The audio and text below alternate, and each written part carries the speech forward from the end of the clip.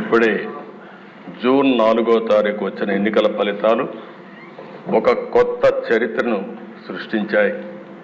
ప్రజా చైతన్యానికి నిదర్శనంగా నిలిచాయి.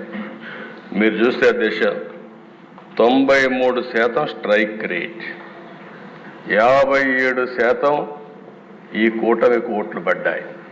ఇది నా రాజకీయ జీవితంలో ఏ పార్టీ కూడా, నందమూరి తారక రామారావు గారు పార్టీ పెట్టినప్పుడు కానీ 94లో కూడా రాలేదంటే అది ప్రజలు మన మీద పెట్టుకున్న నమ్మకం అనే విషయం మనందరం గుర్తుంచుకోవాల్సిన అవసరం ఉంది. అధ్యక్ష, ఒక్కొక్క పార్లమెంట్ 70,000, 80,000, 90,000 మెజారిటీ వస్తాయి.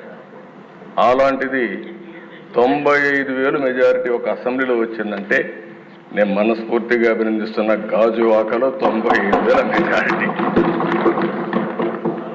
అంటే దీన్ని చూసినప్పుడు చాలా ఆనందం, ఆశ్చర్యం వేస్తుంది. దీని వెనకాల కూడా దిశ చాలా శ్రమ ఉంది. ఒక్క విషయం మనం గుర్తుపెట్టుకోవాల్సిన అవసరం ఉంది. మిత్రులు పవన్ కళ్యాణ్ గారు ఇప్పుడే మాట్లాడారు.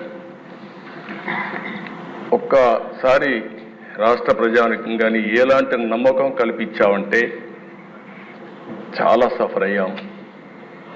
2014లో కూడా కొత్త రాష్ట్రం, ఈ రాష్ట్రం అభివృద్ధి కావాలని ముందుకొచ్చి పోటీ చేయకుండా సపోర్ట్ చేసిన వ్యక్తి పవన్ కళ్యాణ్ గారు. సామాజిక బాధ్యత కోసం ఆలోచించారు, ముందుకొచ్చారు. తర్వాత దిశ మొన్న ఎలక్షన్లో ఆయన్ని మేము చూసినప్పుడు చాలా సమస్యలు వచ్చాయి.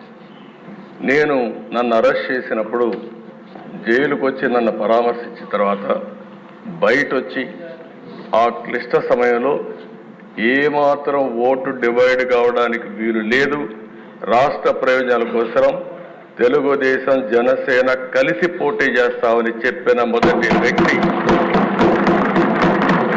పవన్ కళ్యాణ్. అంటే ఇది ఒక సామాజిక బాధ్యతగా తీసుకున్నాను. రాజకీయంలో అరుదైన సంఘటన ఇది. ఇద్దరం కలిసిన తర్వాత బీజేపీ వారు కూడా ముందుకొచ్చారు, కేంద్ర నాయకత్వం. ముగ్గురం కలిసిన తర్వాత దిశ ఇది ఒక సునామీ. ఎవ్వరూ ఊహించిన సునామీ రాష్ట్రంలో వచ్చిందంటే ఎన్నికల్లో కూడా మనం తీసుకున్న నిర్ణయాలు కారణం. ఆ నిర్ణయాన్ని మళ్ళీ మనందరం కలిసి వారు ఒక మాట చెప్పారు, మనస్ఫూర్తిగా వినిపిస్తున్నా.